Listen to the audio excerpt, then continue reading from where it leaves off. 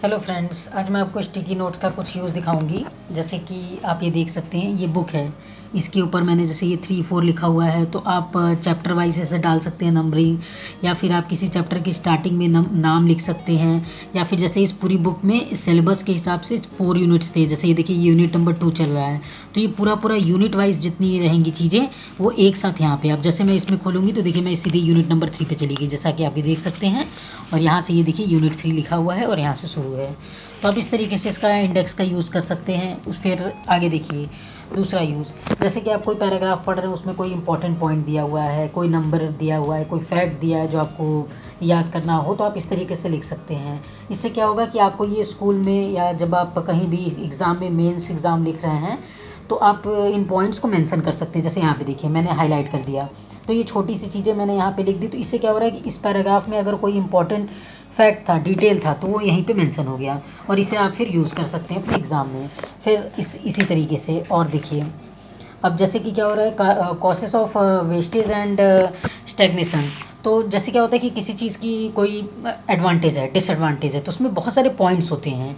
तो जैसे ये है, जैसे 1 नंबर, 2 नंबर। तो जैसे आप ढेर सारे जो उनके पॉइंट्स हैं हेडिंग इस तरीके से, तो आप उसे एक ही जगह हेडिंग लिख लीजिए। तो इससे क्या होगा, जब आप मेंस राइटिंग लिखने जाएंगे, कभी भी प्रैक्टिस करेंगे या कोई भी बड़ा आंसर लिख रहे हो किसी कॉलेज का, यूनिवर्सिटी का, बीएड बीकॉम, या फिर कोई ग्रेजुएशन लेवल का, या फिर आप यूपी पीसीएस के मेंस में लिख रहे हैं, तो इस तरीके से अगर आप पॉइंट बनाए हुए हैं तो आप इन सब चीज़ों को हाईलाइट कर पाएंगे। और लास्ट मोमेंट पे ये रिवीजन पे बहुत अच्छा रहेगा, आपकी हेल्प करेगा। और इतने पॉइंट्स अगर आप मेंशन करते हैं तो ये दिखाता है कि आप कितने एंगल से सोच रहे हैं। ठीक है। फिर इसी तरीके से मैं और एक डेमो दिखाना चाहूँगी। जैसे ये किसी भी आंसर राइटिंग की प्रैक्टिस के लिए कि मैं वहाँ पे अगर मान लीजिए इस टॉपिक से आया तो कैसे लिखना है, तो ये चीज़ आप यहीं पे मेंशन कर सकते हैं। जैसे इंट्रो के, फिर उसके बारे में कि वैसे ये उससे रिलेटेड है सेंट्रल स्कूल सिस्टम से, तो आप देख सकते हैं। फिर उसका ऑब्जेक्टिव, फीचर, फिर हम क्वालिफिकेशन लिखेंगे, मेरिट लिखेंगे, डीमेरिट लिखेंगे, सॉल्यूशन लिखेंगे। तो आप एक तरीके से पूरा पैटर्न बना के रखे हैं, एक फॉर्म बना के रखे हैं, और जिसे साइड में आपने पेस्ट कर दिया है कि मैं इसी का यूज़ करूँगा और इस तरीके से क्या कहते हैं कि आंसर लिखूँगा। ठीक इसी तरीके से अगर आप देख सकते हैं तो मैंने जगह जगह पोस्ट किया हुआ है।